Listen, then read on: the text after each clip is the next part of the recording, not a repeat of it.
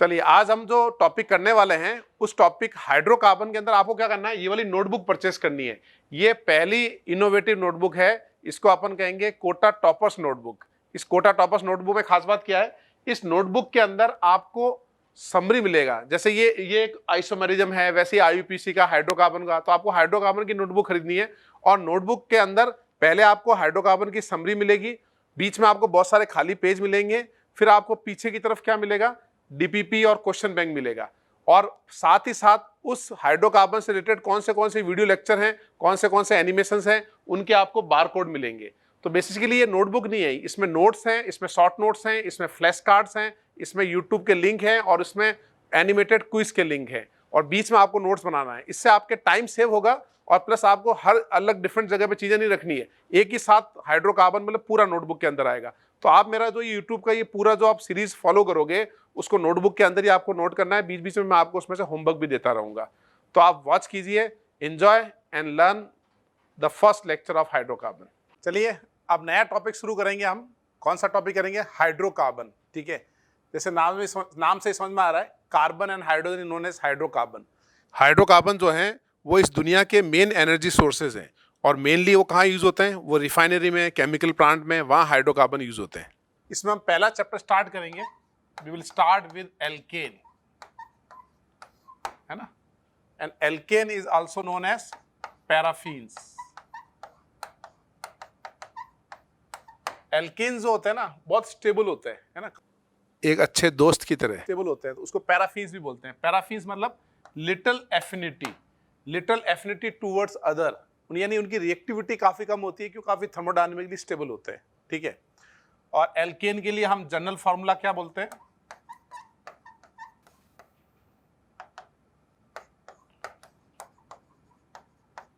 General formula क्या है हमारा? CnH2n+2, यही बोलते हैं ना हम लोग। फिर n=1 तो मीथेन, n=2 तो हम क्या बोलते हैं? इथेन। ठीक है, और approximately carbon carbon bond length कितनी है? 1.54 एंगस्ट्रॉम। एंड और इसकी बॉन्ड एनर्जी कितनी है? अप्रोक्सीमेटली 100 किलो कैलोरी पर मोल। वैसे तो 80 to 85 होती है, लेकिन अप्रोक्सीमेटली 100 किलो कैलोरी पर मोल। ये स्टैंडर्ड डेटा है। जैसे एक बार तो कॉम्पिटिटिव एग्जाम में डायरेक्ट सवाल आ गया था, कार्बन कार्बन की बॉन्ड एनर्जी कितनी है, बॉन्ड लेंथ कितनी है। ठीक है, और इन सब कार्बन की हाइब्रिडाइजेशन क्या है? Alkane are sp3 hybridize. ठीक है, तो पहले हम समझेंगे preparation of alkane, how to prepare alkane, and then हम पढ़ेंगे केमिकल रिएक्शंस ऑफ एल्केन। तो सबसे पहला है हमारा method of preparation of alkene.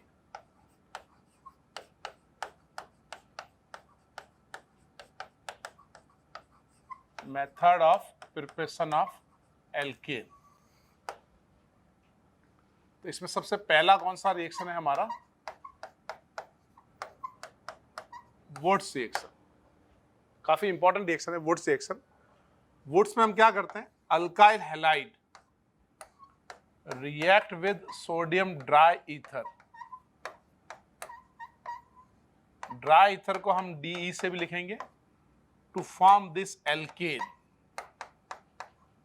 Is known as Wurtz reaction. Reaction भी एक सुपर हीरो की तरह होती है, एल्केन बनाने में सुपर हीरो रिएक्शन है हमारी वुड्स रिएक्शन। तो आप नोट्स में लिख लो। ठीक है, जो हमारी कॉपी है, नोट्स कॉपी, उसमें आपको साथ साथ नोट्स लिखने हैं। तो क्या लिखेंगे? Alkyl halide react with sodium dry ether, react with sodium presence of dry ether to form alkane is known as Wurtz reaction. ठीक है, and it is also known as coupling reaction. This Wurtz reaction is also known as coupling reaction. इसको coupling क्यों बोलते हैं वो अभी अपन discuss करेंगे। कि हम दोनों कपल जो हैं वो आयरन मैन ऑस्ट्रेलिया पूरी कर रहे हैं, तो ये कपलिंग का एग्जांपल है। तो सबसे पहले इसका मैकेनिज्म डिस्कस करते हैं।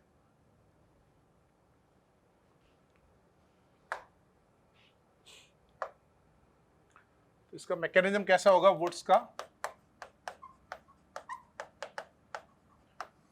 ऑर्गेनिक केमिस्ट्री में एक भी बात समझना, S block elements are good source of electrons. तो सबसे पहले हमारा एक्टिव मेटल जो है, S block elements are good source of electrons, वो आसानी से इलेक्ट्रॉन देता है because of less ionisation potential. इसकी IP value is very low. IP value means ionisation potential value is very low, therefore it will easily give electrons. Got it? ये देखो outer most shell का जो electron है ना, वो आसानी से लिबरेट कर लेता है सोडियम मेटल। अब ड्राई ईथर क्या करता है? ड्राई ईथर क्या करेगा कि इस कैटायन को सॉल्वेट करेगा। तो अगर कैटायन को सॉल्वेट किया मतलब इसको क्या किया उसने? स्टेबल किया। और इससे जो एनर्जी रिलीज होगी, सॉल्वेशन एनर्जी, वो सॉल्वेंट से वो किस में कन्वर्ट हो जाएगी? It will convert into ionization potential. एक तो आईपी वैल्यू बहुत कम होती है ना, और दूसरा सॉल्वेशन अच्छे से होता है। सॉल्वेशन मतलब उसको cation is surrounded by anions या लोन पेयर्स, है ना, नेगेटिव चार्ज। तो ये स्टेबल करता है कैटायन को, है ना, ईथर। जब भी हैलाइड सोडियम मेटल से मिलते हैं ना, खुश हो जाते हैं क्योंकि वुड्स रिएक्शन होने वाली होती है। अब ये जो इलेक्ट्रॉन हमारा रिलीज हुआ ना, इसके दो मैकेनिज्म प्रपोज्ड है, फ्री रेडिकल एंड आयनिक। मैं आपको रेडिकल मैकेनिज्म बता रहा हूं। पहले इलेक्ट्रॉन का अटैक और X माइनस निकल जाएगा। इससे क्या बना हमारे पास? R dot plus X minus. This step is the RDS। ये RDS है।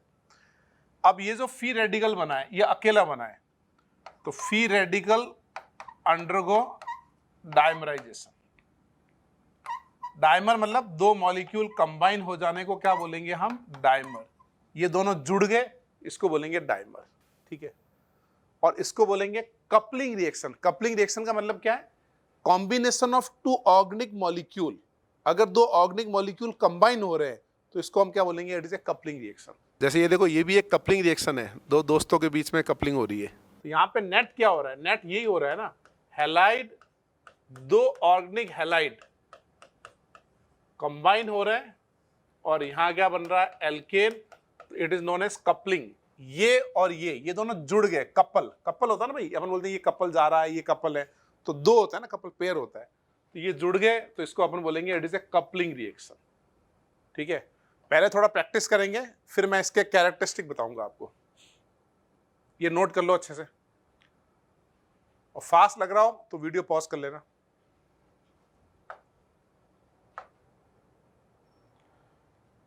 अब पहले राइट मैकेनिज्म, आप कम से कम 2 बार इसका मैकेनिज्म लिखो। इसका मैकेनिज्म लिखो, ethyl chloride react with sodium dry ether to form butane. लिखो इसका मैकेनिज्म।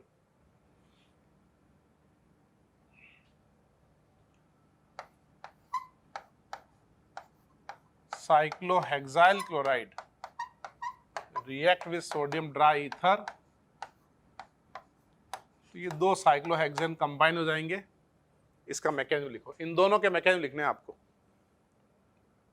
डी मतलब ड्राई ईथर।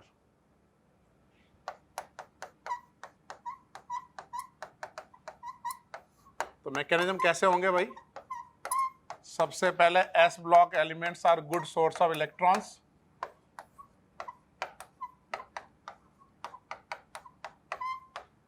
फिर इलेक्ट्रॉन का अटैक बनेगा ET डॉट Cl माइनस, ये NaCl बना लेगा। फिर ET dot and ET dot, ये क्या करेंगे? डाइमर। उससे क्या बनेगा? ये ब्यूटेन। समझ गए आप?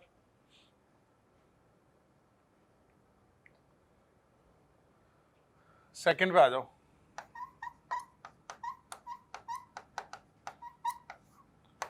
सबसे पहले Na प्लस एन इलेक्ट्रॉन,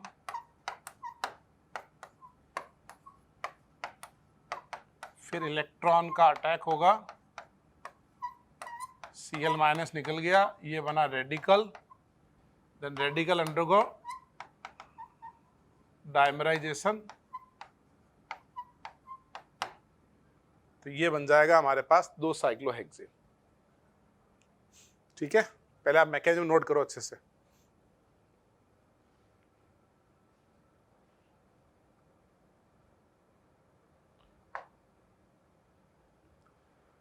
लिख लिया आप लोगों ने मैकेनिज्म। अब लिखो इसके कैरेक्टरिस्टिक।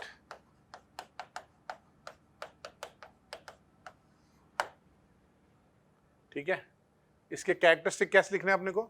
कैरेक्टरिस्टिक में पहला पॉइंट क्या लिखना है? Methane can not prepared by this method.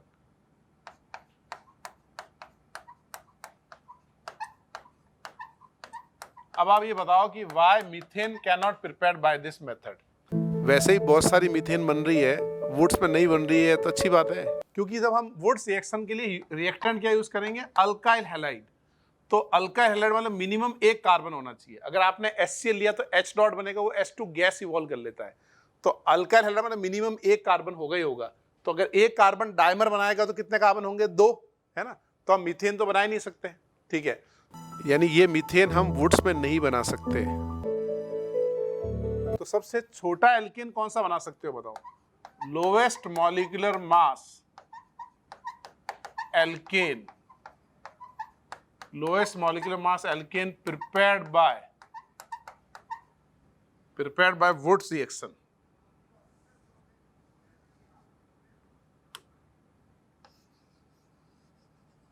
Lowest molecular mass alkane prepared by Wurtz reaction, वो क्या होगा? Is ethane. सबसे छोटा एल्केन जो वुड्स में बनेगा वो कौन सा बनेगा? हमारा इथेन बनेगा। इथेन से छोटा एल्केन हम नहीं बना सकते। ठीक है, थर्ड पॉइंट, अगर मैं आपको दो डिफरेंट हैलाइड दूं, R1X and R2X in sodium dry ether, तो how many alkane will form? By two different halide, how many alkane form? कितने बनेंगे बताओ? R1 डॉट बना सकते हैं ना एक, फिर ये X 3 alkane will obtain।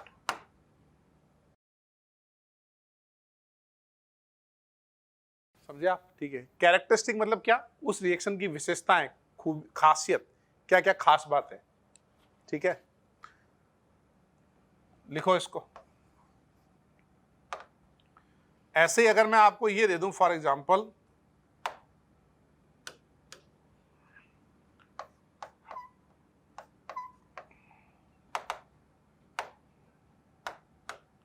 अगर मैं दे दूं मिथाइल क्लोराइड, कुछ एरर हो रहा है इसमें, एक मिनट।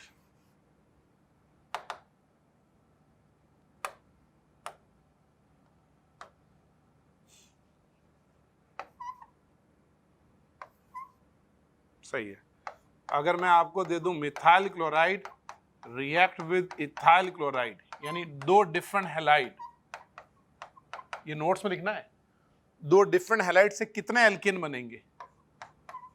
तो आंसर होगा हमारा बनेंगे 3 एल्केन। 3 प्रोडक्ट बनेंगे, 3 प्रोडक्ट। कौन सा? एक मिथाइल से बनेगा इथेन, एक इथाइल से बनेगा हमारा ब्यूटेन, और एक मिथाइल और इथाइल से क्या बनेगा? हमारा प्रोपेन। इससे बनेंगे 3 एल्केन। ये देखो खुश हो गए, दो हैलाइड यूज किए और प्रोडक्ट बन गए 3। तो सब देखो खुशी का माहौल है एकदम, है ना? जैसे ऊपर एग्जांपल लिया ना, सेम अपने वैसा एग्जांपल लिया। इसको नोट करो।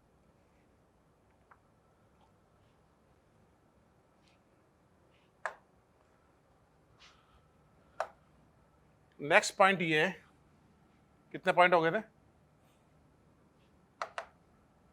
4 हो गए ना? तो 5th पॉइंट ये है हमारा, रेट ऑफ वुड्स रिएक्शन क्या होगा? RI, RBr, RCl and RF, rate of Wurtz reaction.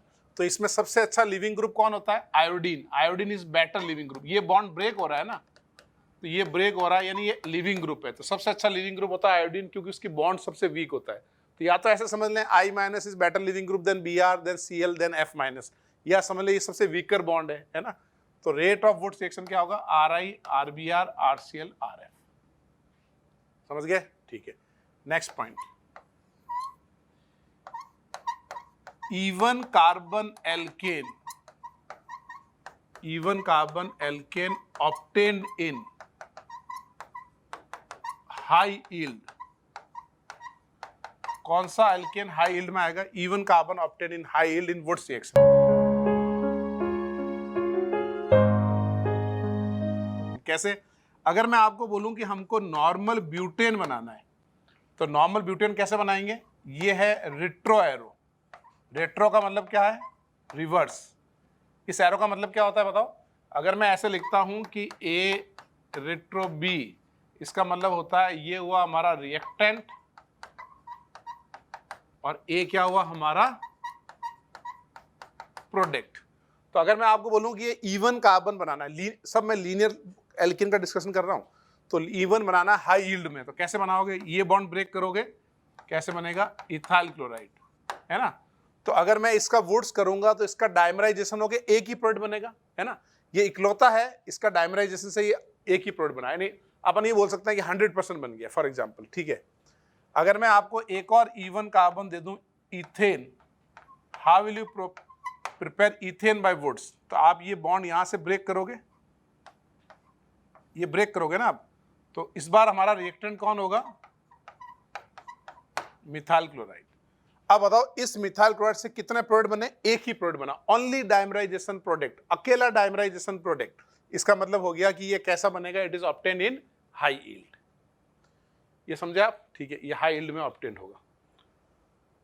अब मैं ऑड पे आता हूं, तो ये आप लिखो हाई यील्ड में। नेक्स्ट पॉइंट कौन सा पॉइंट था हमारा? 6, 7, हाँ 7th पॉइंट लिखेंगे हम, odd carbon alkane, linear odd carbon alkane obtained in low yield, odd carbon alkane obtained in low yield in Wurtz reaction. Odd carbon, जैसे मैं आपको फॉर एग्जांपल ये दे दूं कि हमें बनाना है प्रोपेन, तो प्रोपेन बनाने के लिए आपको क्या लेना पड़ेगा? ये यहां से ब्रेक करना पड़ेगा ना आपको, तो आपका रिएक्टेंट क्या होगा? Methyl chloride and ethyl chloride, है ना। तो दो में से कितने प्रोडक्ट बनेंगे? 3 कैसे बनेंगे? एक बनेगा इथेन, एक बनेगा ब्यूटेन, एक बनेगा प्रोपेन, 3 में से, यानी इन 2 हैलाइड से 3 प्रोडक्ट बनेंगे, तो 3 में से एक बनेगी। हम समझने के लिए ऐसा समझें कि 1/3 बने, क्योंकि इसके साथ साथ क्या बना? इसके साथ साथ अपने पास इथेन भी बना, इसके साथ साथ ब्यूटेन भी बना। तो बताओ ये लो यील्ड में आएगा या हाई यील्ड में आएगा? 3 में से एक बन रहा है, तो यानी लो यील्ड में आएगा। सिमिलरली अगर मैं आपको बोलूं कि प्रिपेयर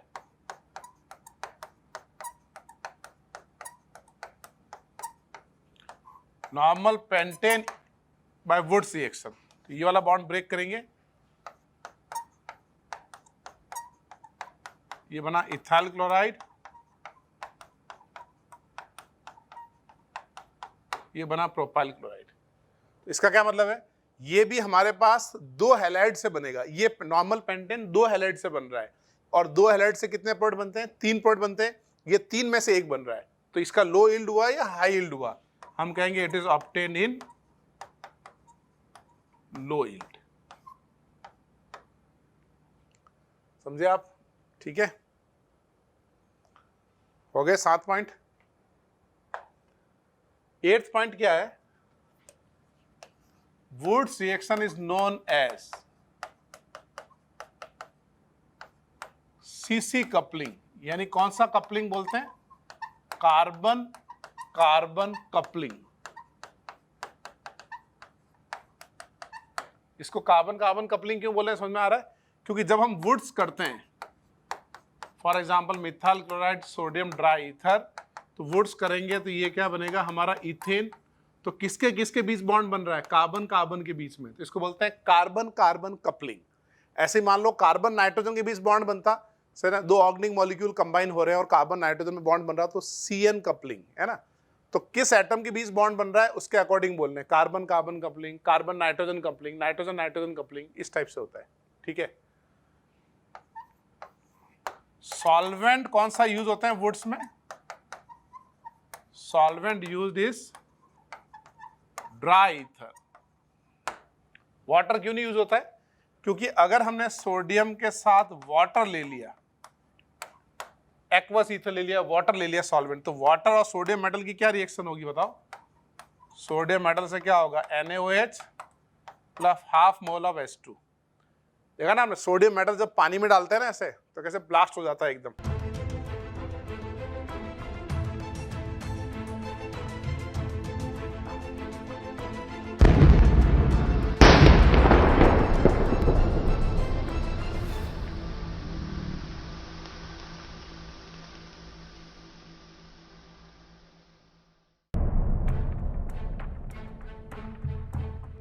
ठीक है, ये वो एनिमेशन में देखो कैसे सोडियम मेटल डाला तो वो ब्लास्ट हो गया एकदम।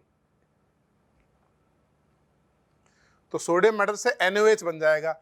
और अब हमारी रिएक्शन क्या हो जाएगी, अगर हमने वाटर लिया तो NaOH रिएक्ट करेगा मिथाइल क्लोराइड से, और ये एक सब्स्टिट्यूशन रिएक्शन होके क्या बन जाएगा, मिथेनॉल। तो हमारा एम एल्केन बनाना है, हमारा एम अल्कोहल नहीं बनाना है। तो आप वुड्स रिएक्शन के अंदर वाटर यूज नहीं कर सकते, एक्वस ईथर यूज नहीं कर सकते, है ना। तो आपको कोई भी वाटर, अदरवाइज सोडियम रिएक्ट करके प्रोडक्ट चेंज हो जाएगा रिएक्शन में। आगे बढ़े। 10th characteristic, free radical are highly reactive. कैसे होता है free radical, they are highly reactive. आप ऐसे समझो कि फ्री रेडिकल का जो डाइमराइजेशन होता है ना इन गैस फेज, ये Cl2 बन रहा है, इसकी एक्टिवेशन एनर्जी कितनी है, 0। यानी फ्री रेडिकल डाइमराइजेशन है 0 एक्टिवेशन एनर्जी। यानी इसका मतलब क्या हो गया, free radical are highly reactive. तो रेडिकल्स का क्या, दो, ज्यादातर केस में दो रिएक्शन होती है। जैसे ही रेडिकल बनता है या तो वो डाइमर में कन्वर्ट हो जाएगा, और अगर उसके सराउंडिंग में कोई दूसरी मॉलिक्यूल्स हैं, सपोज करो उसके सराउंडिंग में अंदर Cl2 मॉलिक्यूल्स हैं सराउंडिंग में, तो ये इससे रिएक्ट करके क्या बना लेगा, CH3Cl। तो फ्री रेडिकल दो रिएक्शन करता है, एक वो डाइमराइज कर जाता है और एक वो सराउंडिंग मॉलिक्यूल से रिएक्ट करेगा। वुड्स में तो अकेला रेडिकल बन रहा है, तो अकेला रेडिकल बन रहा है, इसका मतलब क्या होगा, उसका डाइमराइजेशन हो जाएगा। समझे आप, जब कोई और मॉलिक्यूल A+B ऐड करोगे तो B से रिएक्ट करेगा। ठीक है, आगे बढ़े, नोट कर लिया ये। 11th, free radical can undergo disproportionation. अगर मैं आपको एक फ्री रेडिकल बनाऊं और बोलूं कि इसका डिस्प्रोपोर्शनेशन करो, तो ये ET डॉट दूसरे ET डॉट से रिएक्ट करेगा और वो क्या लेगा, यहां से H डॉट लेके यहां बनाना है आपको पाई बॉन्ड। तो इसने H डॉट लिया तो क्या बना, इथेन, और प्लस बन गया ये इथीन। ये समझ में आ रहा है आपको, इसने H डॉट लिया तो पाई बॉन्ड बन के इथीन बन गया। तो ये जो ET डॉट से इथेन बना है, इसमें हमारे पास टोटल इलेक्ट्रॉन कितने हैं, 3 2 5 6 सिग्मा बॉन्ड है ना, 3 4 5 6 और एक ये वाला, 7 सिग्मा बॉन्ड हो गए, नहीं 6 सिग्मा बॉन्ड और एक, तो 13 इलेक्ट्रॉन है। और इसमें कितने इलेक्ट्रॉन है, 13। अब यहाँ कितने हो गए, 14, यहाँ कितने हो गए, 12। तो ये बताओ कि ये ET ऑक्सीडेशन का मतलब क्या था, लॉस ऑफ इलेक्ट्रॉन, यानी 13 से 14 हुआ, मतलब इसका क्या हो गया बताओ, ये रिडक्शन। और ये लॉस ऑफ इलेक्ट्रॉन हुआ, मतलब ये क्या हुआ, ऑक्सीडेशन। इसका मतलब ये हो गया कि ET डॉट अंडरगो डिस्प्रोपोर्शनेशन। अब ये बताओ कि अभी मैंने आपको क्वेश्चन दिया था कि भाई अगर मैं ये क्वेश्चन पूछूं आपको कि how many alkane will obtain when EtCl ethyl chloride undergo Wurtz reaction, तो हम क्या बोलेंगे, 1 एल्केन, हम यही बोलेंगे ना, 1 एल्केन। तो यहां पे हम डिस्प्रोपोर्शनेशन काउंट क्यों नहीं कर रहे हैं, the product obtain by disproportionation are major या माइनर, ये प्रोडक्ट मेजर बन रहा है माइनर बन रहा है। डिस्प्रोपोर्शनेशन रिएक्शन से जो प्रोडक्ट बन रहे हैं वो मेजर है या माइनर है, वो मेजर माइनर कुछ भी नहीं है, they are obtain as a traces, ये ट्रेसेस में बन रहे हैं। क्योंकि देखो दो केस हो रहे हैं, एक ये हमारा फ्री रेडिकल डाइमराइज हो रहा है ना, 0 एक्टिवेशन एनर्जी, और एक ये डिस्प्रोपोर्शनेशन हो रहा है। तो मेजॉरिटी ऑफ मॉलिक्यूल किस तरफ जाएंगे, जहां पे एक्टिवेशन एनर्जी 0 है, डिस्प्रोपोर्शनेशन की तरफ नहीं जाएंगे। इसका मतलब इनको काउंट नहीं करना है, अनलेस एंड अनटिल क्वेश्चन में पूछे कि काउंट डिस्प्रोपोर्शनेशन, तब हमको काउंट करना है। ठीक है, तो इसको लिख लो अच्छे से।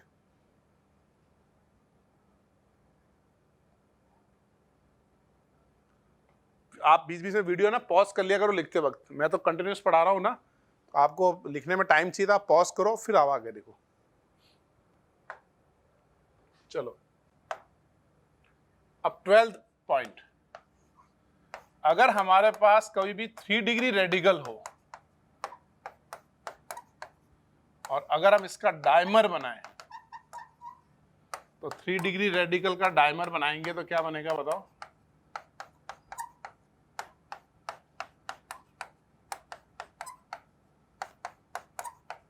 ये बन गया डायमराइजेशन।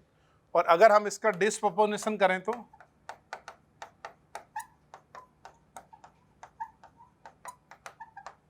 ये डिस्प्रोपोर्शनेशन कैसे होगा, ये ET डॉट दूसरा ET डॉट से ये H डॉट ले लेगा, तो ये बनेगा आइसोब्यूटेन और ये बनेगा आइसोब्यूटीन। तो रफली इसका इक्विलिब्रियम K1 मानो इक्विलिब्रियम कांस्टेंट है, तो इसका रफली होता है K2, यानी 1.98 के, ऐसा समझ लो 1 वो K1 है तो इसका ट्वाइस ऑफ K1 1.98 होता है। तो मेरा कहने का मतलब है कि ये थोड़ा सा डोमिनेटिंग हो जाता है, मतलब मेजर बनने लगता है। यानी ये मेजर प्रोडक्ट कब आ सकते हैं, जब वो डिस्प्रोपोर्शनेशन करता है। अगर वो डिस्प्रोपोर्शनेशन नहीं कर रहा है तो फिर वो मेजर प्रोडक्ट नहीं आएंगे। समझ गए आप? ठीक है, तो मतलब ये आप समझ सकते हो वुड्स का एक स्पेशल एग्जाम्पल है। ठीक है, तो ये कब करना है, जब वो क्वेश्चन में आपको ऑप्शन दे, उस तरह से स्पेशल एग्जाम्पल की तरह लेना है। लिख लिया डिस्प्रोपोर्शनेशन, इसको नोट करो, अब फिर प्रैक्टिस करेंगे।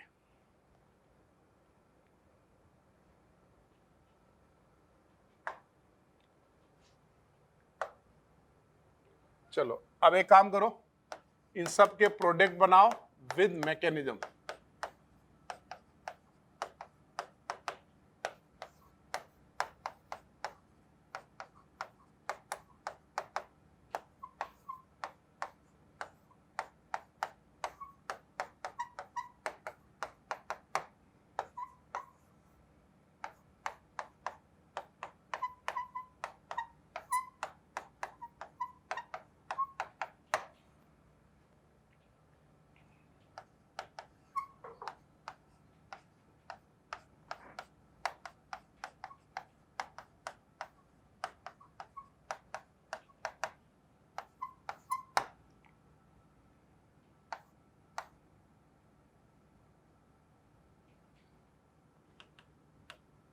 इन सब के आपको प्रोडक्ट बनाने हैं।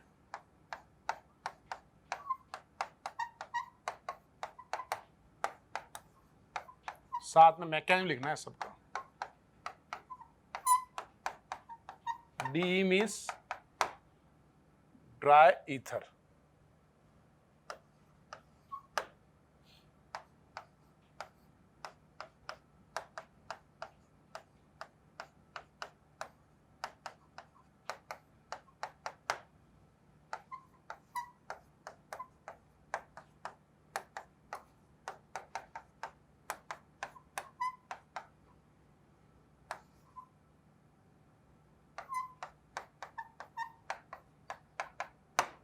ट्राई करो इनको।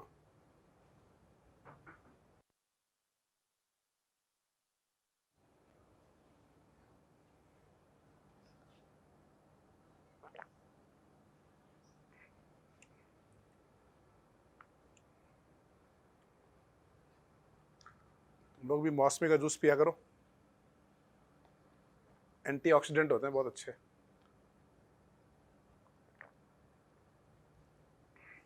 वीडियो पॉज कर लो और ये सारा एग्जांपल लिखो, सबका मैकेनिज्म लिखना है आपको। अगर आप मेरे से ऑफलाइन में पढ़ रहे हो तो मैं कॉपी में देखूंगा, और ऑनलाइन वाला मैं कहीं ईमेल आईडी भेजूंगा, उस पर आपको नोट्स स्कैन करके भेजने पड़ेंगे।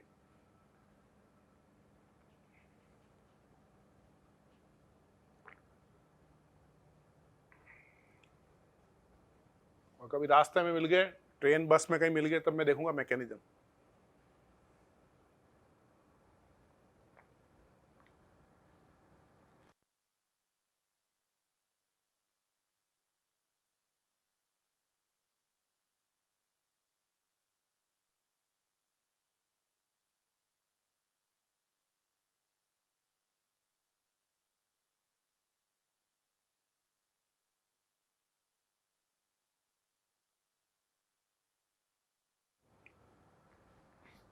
चलो आंसर डिस्कस करें इसके, बनाए सब लोगों ने। इसका क्या आएगा बताओ, नॉर्मल हेक्सेन, बस हम ये रेडिकल बना लेंगे और उसको क्या करेंगे, डायमराइज। इसमें हम क्या करेंगे, ये रेडिकल और उसको डायमराइज। इसमें भी यहाँ रेडिकल, तो क्या बनाएंगे, इथेन, पेंटेन, हेक्सेन, 3 बनाएंगे ना। ठीक है, फिफ्थ में क्या बनाएंगे,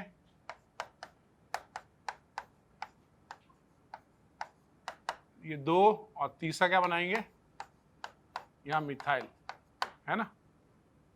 6th में फ्री रेडिकल बनेगा और डायमराइज ये बनेगा। 7th में बताओ कितने बने। 7th में फ्री रेडिकल क्या बनेगा हमारा, ये रेडिकल बना, इसका करो आप रेजोनेंस, ये रेडिकल बना, है ना। तो 2 डिफरेंट रेडिकल बन गया ना, तो कितने प्रोडक्ट बनेंगे, 3। Free radical can undergo resonance, एक ये बन गया जिसमें 14 यहाँ 14 यहाँ, एक ये बन गया 14 यहाँ 14 यहाँ, एक ये बन गया जिसमें 14 यहाँ 14 यहाँ। तो कितने प्रोडक्ट बने, 3। ऐसे ही 8th में 2 डिफरेंट हैलाइड है, तो 2 डिफरेंट हैलाइड से कितने प्रोडक्ट बनेंगे, 3। एक बार ये रेडिकल, एक बार ये रेडिकल, इसका डायमराइजेशन, इसका डायमराइजेशन, एक बार इन दोनों की रिएक्शन।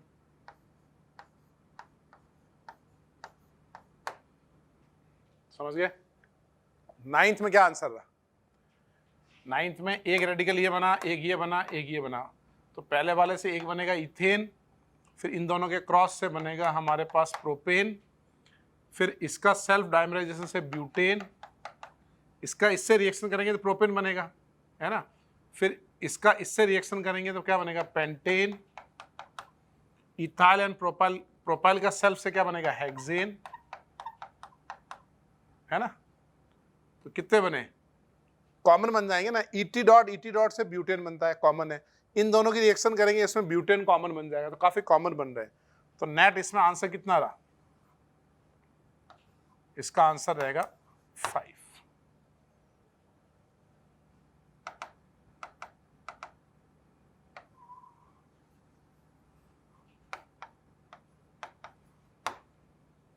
ठीक है, आगे बढ़े। अब कुछ रिट्रो क्वेश्चन करेंगे, रिवर्स। आपको मैं प्रोडक्ट दूंगा, आपको मैं क्या दूंगा, प्रोडक्ट।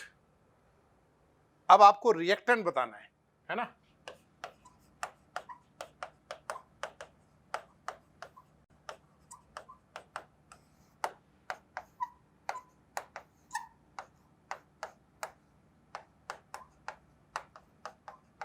वुड्स रिएक्शन, है ना। आइडेंटिफाई रिएक्टेंट इन, जब मैंने वुड्स बोल दिया तो अंडरस्टूड है कि हैलाइड से करना है ना।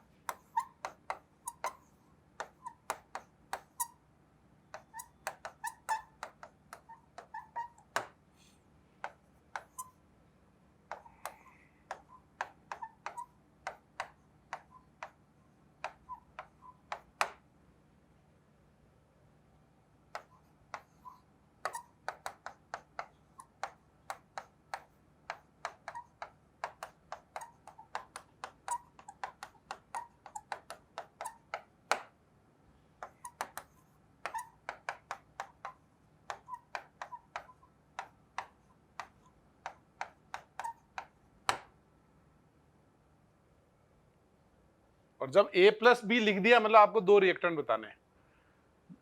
ट्राई करो इनको।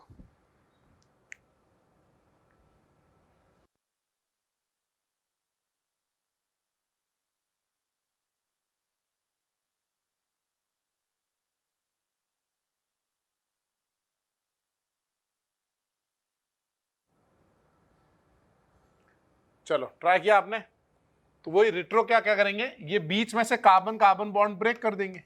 बस ये वाला बॉन्ड आप ब्रेक कर दो और यहाँ हेलोजन, यहाँ हेलोजन, तो इसका मतलब ये क्या बना, CH3Cl। ऐसे ही नॉर्मल हेक्सेन बनाओ, ये बीच से बॉन्ड ब्रेक कर दो, यहाँ हेलोजन और यहाँ पे हेलोजन, तो ये क्या बनेगा हमारा, प्रोपाइल क्लोराइड। सिमिलरली यहाँ से ब्रेक करके हेलोजन, साइक्लोहेक्सेन पे क्लोराइड। इसमें अपन 2 तरीके से बना सकते हैं, इसके 2 आंसर हो सकते हैं। एक आंसर तो यहाँ से ब्रेक करेंगे तो ethyl chloride and propyl chloride, और दूसरा मिथाइल एंड ब्यूटाइल भी हो सकता है। 5th में A+B लिखा है, यहाँ से ब्रेक करेंगे CH3Cl एंड साइक्लोपेंटाइल क्लोराइड। समझ गए भाई, ठीक है। बढ़े आगे। नेक्स्ट है हमारा इंट्रामॉलिक्यूलर वुड्स।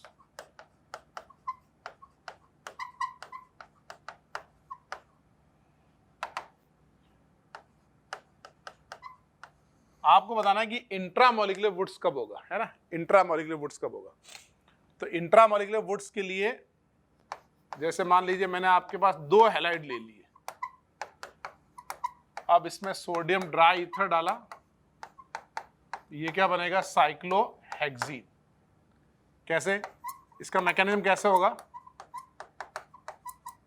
समझने के लिए ऐसा समझ सकते हैं कि भाई ट्वाइस ऑफ सोडियम डाला, जहां जहां रेडिकल था हैलोजन हटा के रेडिकल लगाया, ये हैलोजन हटाया रेडिकल लगाया, हैलोजन हटाया रेडिकल लगाया, और ये पाई बॉन्ड बना लिया। ये समझने के लिए है ना। एक्चुअल में मैकेनिज्म कैसे होगा, S block elements are good source of electrons. S block हमारे अच्छे सोर्स है इलेक्ट्रॉन के। फिर नेक्स्ट स्टेप में क्या होगा बताओ, इसका हुआ अटैक, Br माइनस निकल गया, ये बन गया हमारा डॉट, फिर ये इलेक्ट्रॉन से बन गया पाई बॉन्ड और Br माइनस निकल गया। समझे आप। तो इंट्रामॉलिक्यूलर कब होगा, जब वहां पे 2 हैलोजन होंगे, कम से कम 2 हैलोजन होंगे, तब होगा वहां पे इंट्रामॉलिक्यूलर। जैसे मैंने आपको सिंपल ये एग्जांपल दिया कि what is the product when this halide undergo Wurtz reaction. तो आप क्या करोगे बताओ, ये हैलोजन हटा हटा के रेडिकल लगा लो, मैकेनिज्म तो 1 by 1 होगा। फिर अपन इसका कर सकते हैं रेजोनेंस, और फिर ये इलेक्ट्रॉन क्या बनाएंगे, पाई बॉन्ड, तो बेंजीन क्या बन गया, benzene. It is known as intramolecular Wurtz. इसका हम करेंगे रेजोनेंस। रेडिकल का आप रेजोनेंस कर सकते हो आराम से, इसको नोट करो।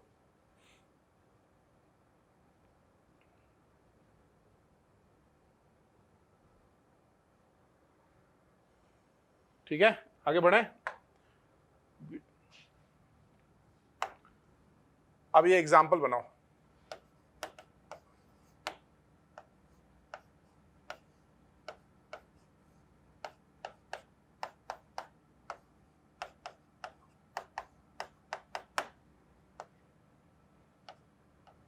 थर्ड एग्जाम्पल है ना।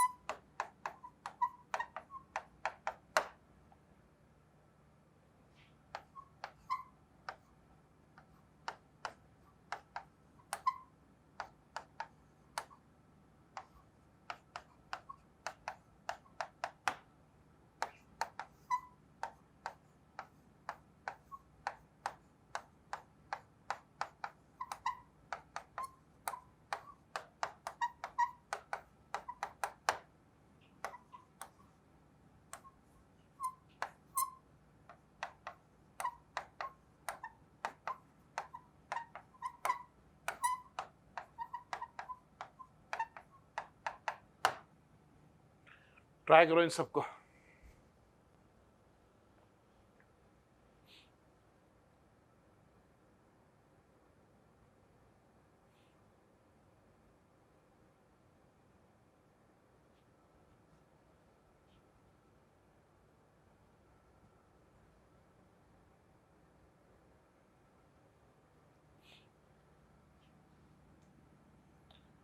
वीडियो पॉज कर लो, है ना, ट्राई करो, फिर आगे देखो। चलो पहले वाले में क्या बनेगा, आपने ट्राई कर लिया ना, ये पाई बॉन्ड बनेंगे, Cl निकलेगा, यहाँ बनेगा रेडिकल पाई बॉन्ड बना लो। इसमें क्या होगा, पहले ब्रोमीन निकलेगा, फिर क्लोरीन, देन रेजोनेंस, और उससे ये पाई बॉन्ड बन के क्या बनेगा हमारा केकुले बेंजीन। और अगर आप डायरेक्ट ये सिग्मा बॉन्ड बनाते हो तो ये क्या बनता है हमारा दीवार बेंजीन। कौन सा प्रॉपर बनेगा, मेजर कौन सा बनेगा, मेजर हमारा Kekule benzene, because it is a stable benzene. Fifth में क्या होगा, ये रेडिकल बना, यहां से भी रेडिकल बना, और ये बना लेगा एक बाइसाइक्लो कंपाउंड। सिक्स्थ में क्या होगा, ये हटा यहां रेडिकल, ये हटा यहां रेडिकल, फिर इसका करो आप रेजोनेंस, फिर इससे बना लो आप एक पाई बॉन्ड।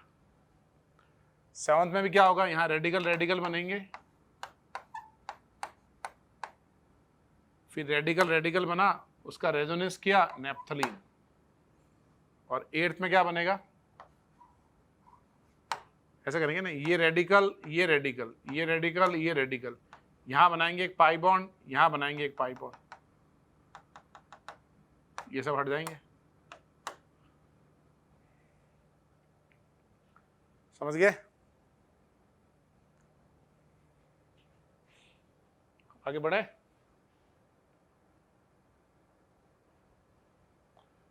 नाइन्थ में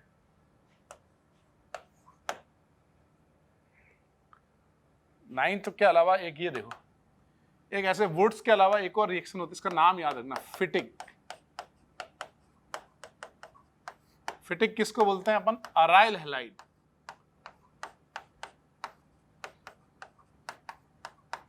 अराइल हैलाइड यूज करोगे, सोडियम ड्राई ईथर, इसको बोलेंगे हम फिटिक रिएक्शन, है ना, वो वुड्स था, ये फिटिक। और अगर मैं पूछूं कि वुड्स फिटिक किसको बोलोगे, तो वो किसको बोलोगे बताओ, aryl halide and alkyl halide, sodium dry ether, ये बना एल्केन,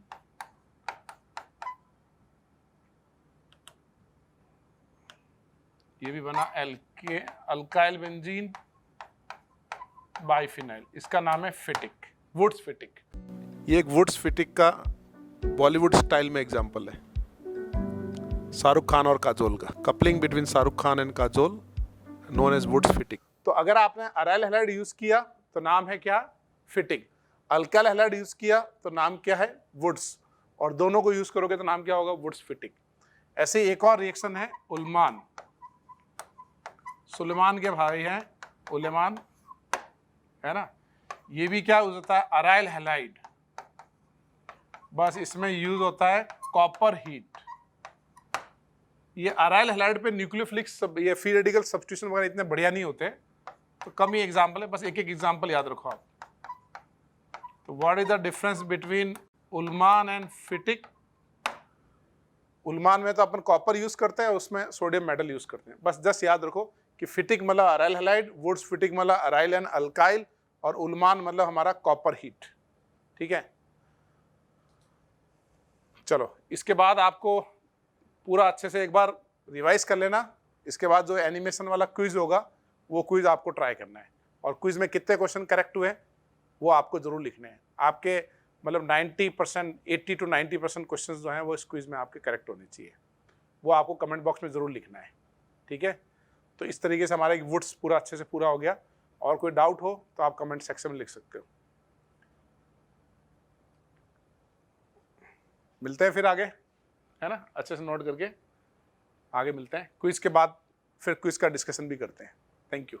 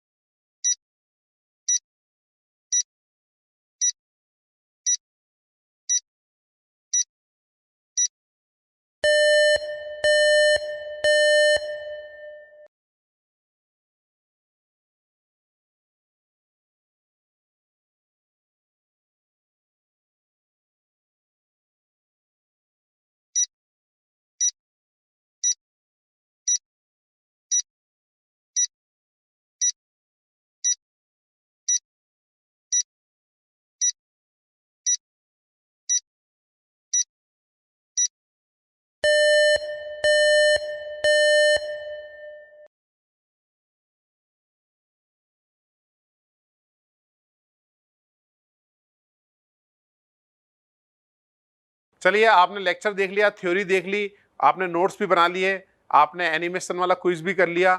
अब आपको एक लास्ट में इस पूरे लेक्चर को जो याद करने का तरीका है, first time in India innovative वे में मैं आपको बता रहा हूं। आप इस गाने को सुनिए जो इस लेक्चर के बाद अभी स्टार्ट होगा, उस गाने को 2-3 बार सुनिए। पूरा गाना आज के लेक्चर से रिलेटेड है, उससे आपको पूरी रिएक्शन का नाम, उसकी कैरेक्टरिस्टिक, उसके एग्जाम्पल, उसके इंटरमीडिएट यूज करने में आपको आसानी रहेगी। Enjoy the song. रात थी, लबों पे बात थी, फुर्ज रिएक्शन में खुशियों की बात थी। सोडियम और डाइट अलग सी बात थी, एल्काइल से एल्केन बनने के बाद है। दिल से दिल का रिश्ता है, फुर्ज रिएक्शन का नशा है। मीठे नहीं बन सकता ये किस्मत का खेल है।